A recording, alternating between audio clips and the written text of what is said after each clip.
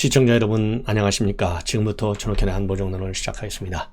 여러분들께도 누차 말씀을 드렸고 여러분들도 다 짐작을 하고 계셨겠지만은요, 결국 이재명 이번 개항을 보궐선거에 출마합니다. 방금 말이죠, 지금 비대위원회에서 전략공천하기로 최종 결정을 했습니다. 이 결정은요, 이 만장일치라고는 볼 수 없다. 좀 그러면서 이 전략공천 선택의 필요성에 대해서는 다 동의했다. 이렇게 애매모호하게 입장을 수석 대변인이 내놨어요. 이 얘기는 결국 뭡니까? 개인적 의견을 들었지만은 찬반 의견을 개진하지 않고 결정했다. 만장일치 형태는 좀 말하기가 그렇다라고 했거든요. 이 얘기는 이견도 제법 있었는데 이게 이견이 분출되면 어떻게 돼요? 선거판이 그야말로 패배 서막에 올라오는 거 아니겠습니까? 그래서 이견은 다 묻어버리는 거예요. 그래서 상당한 진통이 있었음을 시사하는 대목이다라고 저는 판단을 하고 있습니다. 자, 그래서 이 비대위가 끝난 다음에 고용진 수석 대변인이 발표한 내용을 보면요, 직접 뭐라고 그럴까요? 지방선거 승리를 위해서 출마하실 것을 요구했고, 그리고 이재명 전 지사도 동의했다고 밝히고 있고요. 이러한 결정은 주로 윤호중과 이 박지현 비대위원장 간에 논의가 쭉 있었다. 이렇게 밝히고 있었고, 지금까지 비대위가 따로 논의한 적은 없고 오늘 결정하는 것이 시기적으로 맞겠다 차원에서 오늘 요청하고 수락한 것이다. 이거를 누가 믿겠어요? 이거 거짓말하는 거예요. 그죠? 예. 자, 그러면서요, 동시에 이재명 전 지사가 총괄 상임 선대위원장을 맡는 것도 비대위가 결정했다고 합니다. 자, 그래서요, 오늘 이 얘기를 보면 상당한 진통이 있었다. 그리고 윤호중하고 그 다음에 박지현 두 분에서 쭉 대화를 해왔다라고 하고 오늘 결정했다. 이 얘기는요, 뭔가 석연치 않게 마쿠에서 그야말로 이 책상 뒤에서, 무대 뒤에서 비밀리에 밀당을 해온 것이 아니겠느냐, 이런 추론이 가능한 부분이에요. 특히 송영길 대표, 이 전략공천 공관위원회에서 말이죠, 본래 탈락시켰잖아요. 그런데 비대위가 이거를 뒤집었지 않습니까? 이 얘기를 보면 처음서부터 이재명 지사가 대선 후보로 선출되는 과정에 이르기까지 송영길 당시 대표가 아예 대놓고 친명 활동을 해왔지 않습니까? 그러다 보니까 지금 현재 사법 리스크에 걸려 있어요. 이재명이를 구해야 되는 것이 민주당의 절체절명의 지금 이 목표가 되고 있습니다. 자, 그러다 보니까 갑옷을 씌워줘야 되잖아요. 그래서 그 방법 중에 하나로 당 대표가 되고 그 다음에 현역 국회의원이 되면 국회에서 불체포 특권 있지 않습니까? 이거 민주당 지금 63석이라고 나오는데 어쨌든 제가 한 180석 이중대까지 다 합치면 민주당이 동의를 안 해주면 절대 이재명을 신변을 구속할 수가 없어요, 검찰에서. 그래서 갑옷을 입혀줘야 돼. 이게 가장 큰 이유예요. 검수완박법 가지고도 마음을 못 놔. 그러니까 배지를 달게 시켜줘야 돼요. 그래서 제가 보기에는요, 이 얘기는 결국 대장동 몸통 이재명, 이미 지금 현재 재판 진행 과정에서 다 나오고 있지 않습니까? 그렇기 때문에 갑옷을 입혀주려고 이재명이 이렇게 무리하게, 제가 보기에는요, 송영길과 이재명 간의 극비 뭐라고 그럴까요? 이 대화가 그동안에 쭉 진행되고 왔었다. 그러니까 플랜 B, 이재명 지사가 대통령에 당선되면야 뭐 아무 문제가 없지만은 당선이 안 될 경우에는 네가 서울시장에 나와라. 그리고 네 자리를 내가 가겠다. 예, 이러한 막전 막후의 시나리오가 있지 않았을까. 그렇지 않고서야요, 이런 갑옷을 입혀줄 수가 상식적으로 정상적으로 판단한다면 안 되는 거 아니겠습니까? 그래서 이 민주당 안에서도 특히 조홍천 의원을 중심으로 해서 이재명이 출마할 때가 아니야, 반성과 성찰이 더 중요해, 이렇게 급하지 않아, 국민들이 뭐라고 보겠어, 이렇게 쭉 반발이 내부장에서 나왔지만은요, 이것도 다 금체섭 효과예요. 대놓고 말을 못해. 그러니까 최강욱이가 성희롱 발언을 했다는 거, 그 다음에 이재명 이번에 다시 출마한다는 거, 이것이 이번 지방선거를 앞두고 그리고 재보궐선거를 앞두고 상당한 악재가 될 가능성이 매우 크다, 이런 판단이 듭니다. 그 다음에는요, 이 매주 금요일이면 한국갤럽에서 여론조사를 하는데, 야, 이거 참, 이런 갤럽 저도 가끔 이해할 수 있는 결과도 나오지만 전반적으로 흐름이요, 마지막까지 확실하게 문재인 대통령한테 충성하네요. 문재인 대통령에 대한 긍정평가율과 부정평가율을 보면요, 자, 긍정평가율 45%입니다. 네, 지지율이 45%. 그리고 지난주하고 똑같이 나왔어요. 그리고 부정평가는 지난주보다 2%가 올랐어. 부정평가는 올랐는데 긍정평가가 똑같이 45%. 이거 이해가 갑니까? 1%라도 떨어지거나 올라가야 되는 거 아니에요? 그래서 45대 51 이렇게 지금 되어 있어요. 자, 그런데 문재인 대통령 임기 마지막 4분기 평균 직무평가율은요 42%예요. 그러니까 1월에서 2월, 3월 딱 1분기 1, 4분기 평가율이 긍정평가율이 42%인데 이거는 직선제가 부활된 이후로 가장 높은 수치래요. 이거 어마어마한 선물을 준 것 같습니다. 참고적으로 노태우 대통령은 12%, 그 다음에 YS, 그 다음에 DJ는 24%, 그 다음에 노무현 27%, MB 24%로 나타났고요. 박근혜 대통령의 경우에는 탄핵 때문에 조사가 없었어요. 평가가 중단됐어. 자, 이걸 보면 어마어마한 갤럽의 선물이 아닌가 이렇게 생각이 들고요. 그 다음에 검수한박 이거와 관련해서는요. 지금 반대가 47%, 찬성이 36%예요. 11%나 반대가 지금 높습니다. 그 다음에요. 윤석열 당선인의 경우에는 이 부정평가가 훨씬 더 높게 나오고 있어요. 긍정, 부정 어떻게 되어 있느냐? 긍정은 41밖에 되지 않는데 부정이 48%로 7%나 높게 지금 부정이 나오고 있습니다. 이거 참 이해하기가 참 굉장히 어려운 것 같습니다. 그래서 부정평가 이유 중에 하나는 집무실 이전이 32%, 인사가 15%, 공약 실천 미흡이 10%라고 하는데 집무실 이전이 32% 이거 이해가 갑니까? 자, 그리고요. 그 다음에 또 하나 정당 지지를 보면요. 이거 기가 막혀요. 당에 대한 선물도 확실하게 주고 있어요. 다른 여론조사에서 보면 민주당 지지율이 무려 14%까지나 떨어지는 걸로 되어 있는데 오늘 발표한 갤럽 조사를 보면 민주당이 41%, 국민의힘이 40%예요. 그래서 민주당 지지도가 지난주보다 4%나 올랐고 국민의힘은 변동이 없어요. 여러분들 이거 어떻게 보세요? 지금 민주당이 지금 발목 잡고 지금 앞장서고 있잖아요. 말도 안 되는 생떼를 쓰고 있지 않습니까? 그래서 조금 전에 말씀드린 대로 최 의원, 최강욱이 지금 얼마나 성희롱 발언으로 민주당 내부에서조차도 논란이 많잖아요. 그런데 어떻게 이런 민주당 지지율이 4%씩이나 올라갈 수 있냐 이거예요. 여러분들 이해가 가요? 이게 더군다나 조사 시점이요. 3일, 4일이에요. 3일, 4일. 도저히 이해할 수 없는 결과가 나왔다. 자, 그 다음에는요. 지금 문재인 대통령이 어제 청와대에서 어린이날 이 벽지 분교 학생들을 초대해서 90명 행사를 가졌는데요. 자, 이게 행사를 가졌는데 여기에서 말이죠. 문재인 대통령이 마이크를 잡고 뭐라고 했냐면 올해 우리 어린이들은 이 청와대 녹지원에서 어린이날을 보내는 마지막 어린이가 되었어요. 아주 특별한 추억이죠. 그러니까 이 어린 아이들이 네 라고 답을 했다고 합니다. 그런데 조선일보 보도에 의하면 이게 사실과 다르다는 겁니다. 왜냐? 지금 이제 10일부터 청와대를 전면 개방하고 지금 신청을 받고 있어요. 여기에 녹지원을 포함한 본관, 연빈관, 상춘제가 모두 개방이 돼요. 그래서 이 어린이날 얼마든지 앞으로도 또 어린이들이 올 수 있어요. 그럼에도 불구하고 공영방송인 MBC, 한국전력, 그 다음에 이제 한전과 같은 공기업이나 공공기관이 최대 주주인 YTN 이런 데서는요. 문재인 대통령의 발언 그리고 아이들 발언을 팩트 체크도 거치지 않고 그대로 보내버렸어요. 그래서 MBC는 청와대에서의 마지막 행사가 된 데 대한 아쉬움은 감추지 않았다라고 밝히고 있습니다. 자, 그래서 이 매체가 하지 않은 사실 확인을 네티즌이 먼저 확인하고 있어요. 그래서 온라인 커뮤니티에서는요. 상시 개방이나 더 많은 어린이가 찾을 수 있게 되는데 무슨 소리냐? 윤석열 꼽주는 것이다. 꼽주는 것이 맞다. 뒤끝 장난이다. 꼽준다는 말은요. 공격한다는 말이래요. 애들 앞에서 저럴 수가 있나? 좀스럽다. 이러한 반응을 지금 보이고 있다고 합니다.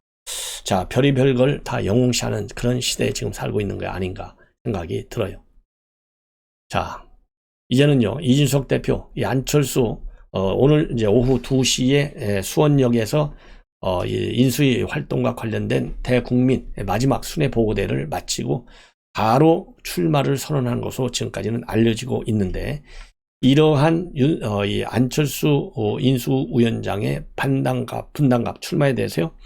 뭔가 불만이 여전히 많은 것 같아. 여러분들 아시다시피 안철수 위원장하고 이준석 알레르기 그야말로 이 적대 관계가 보통이 아니죠.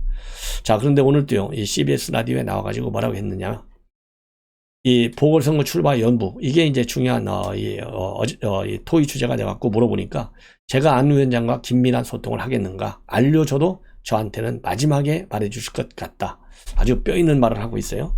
자, 그래서 본인이 직접 안철수 위원장한테 들은 건 아니지만은 출마 선언은 하실 것으로 알고 있고, 그 다음에 단수공천 가능성이 있느냐? 열려있는 길 중에 하나다. 그러면서요, 우선 출마 선언을 하고 나면 당에서 경쟁력을 판단하는데 다른 후보들과 놓고 경선을 치러볼 필요도 없을 경우에는 단수 공천을 한다. 근데 전략 공천은 애초에 이 동네는 신청받은 사람 중에 뛰어난 사람이 없어서 새로 추진하겠다는 것이 전략 공천인데, 지금 현재 박민식 추천했지 않습니까? 출마를 선언했지 않습니까? 그래서 박민식보다 만약에 안철수 위원장의 월등히 경쟁력이 크면 단수 공천이 가능하냐? 그러니까 그렇다라고 대답을 했어요. 그리고 이재명 지금 상임고문의 출마와 관련해서 출마 문제도 얘기하고 있고, 그 다음에 내년에 당대표에 도전할 것을 보느냐라는 질문에 넘겨주고 싶다고 넘겨주는 것도 아니고 넘겨주기 싫다고 안 되는 것도 아니고 전당대에서 당원과 국민이 선택하는 것이다. 그러면서요, 안철수 위원장에게 본인이 깃발을 넘겨주는 상황이 된다면, 즉 당기죠. 그날은 재미있지 않겠느냐. 그런데 그야말로 잘해야 한다. 그래서 뭔가 삐딱하게 지금 생각하는 것 같아요. 그리고 민주당이 지금 법사위원장 자리 못 내주겠다고 하는 거, 이건 눈에 뵈는 게 없는데 왜 이러나 싶고 국회 운영의 틀을 깨려고 하는 것 같은데 우주의 기운이 이상하게 돌아간다. 민주당이 왜 이렇게 무리수를 tum나 그리고 두는가 싶고, 법사위원장 자리는 양보 대상이 아니다. 그리고 민주당은 한 만큼 대도로 받을 거다. 본인들이 다수 의석이라 권한이 있다고 생각하지만은 여야 극한 대립에서 여당이 소수당이어도 통한할 수단은 많다. 예를 들어서 맨 먼저 나오는 얘기가 대통령 거부권이다. 행사다. 그 권한을 민주당이 사용하도록 만드는 모양새가 될 수도 있고, 그러면 대한민국은 입법 불능 사태에 빠지게 된다. 이러한 입장을 지금 내놓고 있습니다. 자, 그리고요, 윤호중, 정호영과 관련해서 이번 청문회를 보니까 결정적 한방은 없었다. 그야말로 소문난 잔치에 먹을 게 없다. 이런 상황을 민주당이 만들었는데 법률적으로 보면 하자가 없다. 그렇지만은 석연치 않은 부분들이 제법 좀 있다라고 밝히고요.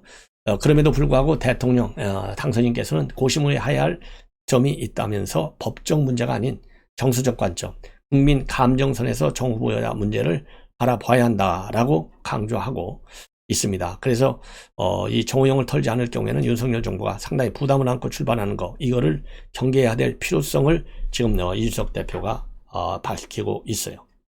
자, 이제 마지막으로 말이죠. 오늘 윤평중 칼럼, 이 앞방송에서 말씀드린 대로 윤석열 당선인에게 고함. 그러니까 한마디로 인해서요, 지금 정권 교체를 이루었는데 이 공화 혁명의 시대 정신이 지금 어디로 갔는지 없어졌다. 이거를 승화시켜야 되고, 이 부분 공화정의 적, 이게 이제 민주당이잖아요. 이거를 갖다가 제대로 협파하지 못하고 침묵한다면 이거는 역사의 소명을 배반하는 것이다 라고 하는 이런 칼럼을 싣고 있습니다. 아주 좋은 칼럼이에요. 제가 그래서 한 4, 5분에 걸쳐서 여러분들께 쭉 읽어드리겠습니다. 꼭 좀 들어보십시오.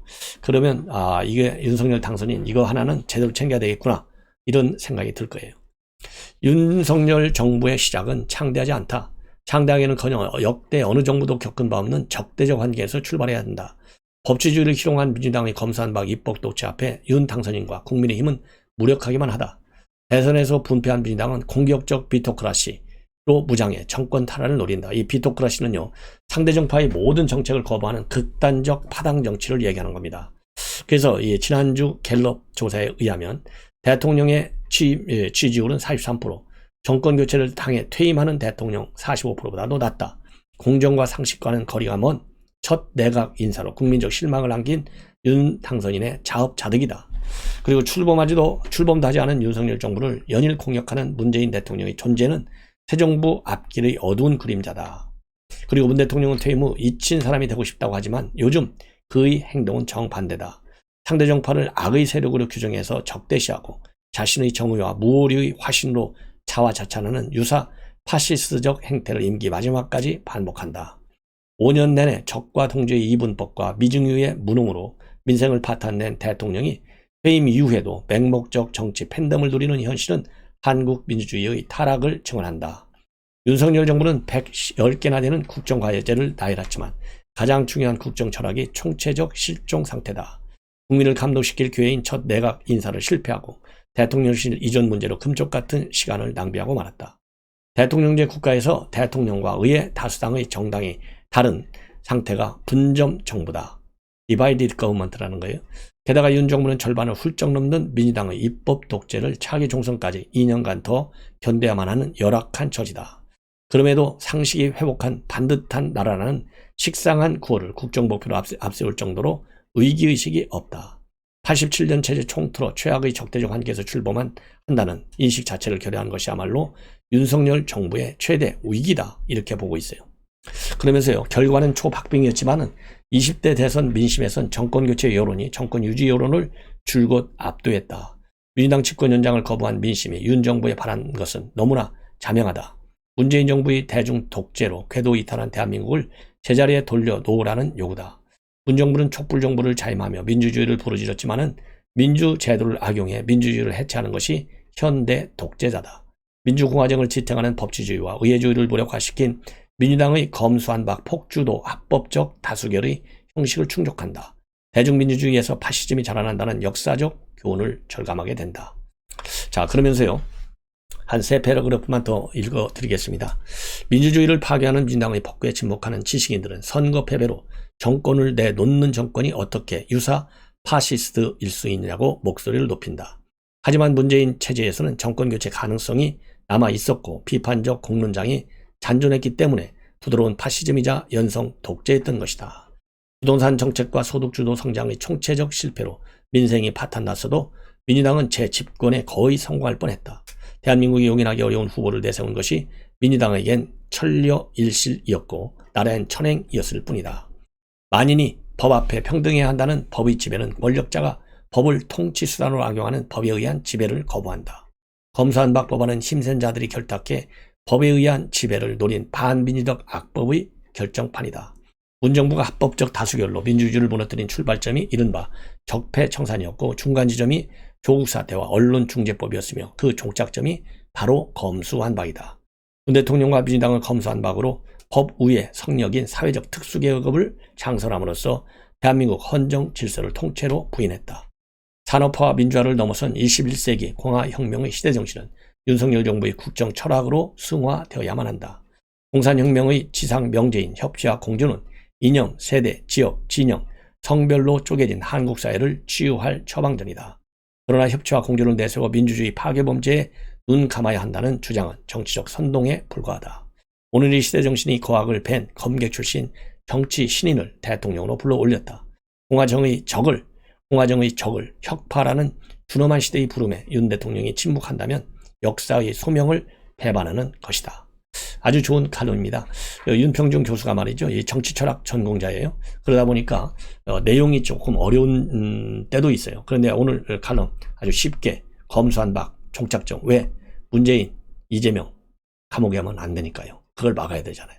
그것도 모자라가지고 이재명 이제 개항을 보궐선거에 출마했습니다. 반드시 낙선시켜야 됩니다. 그래야 법의 지배, 법치주의가 살아납니다. 이상으로 본 방송을 마치겠습니다.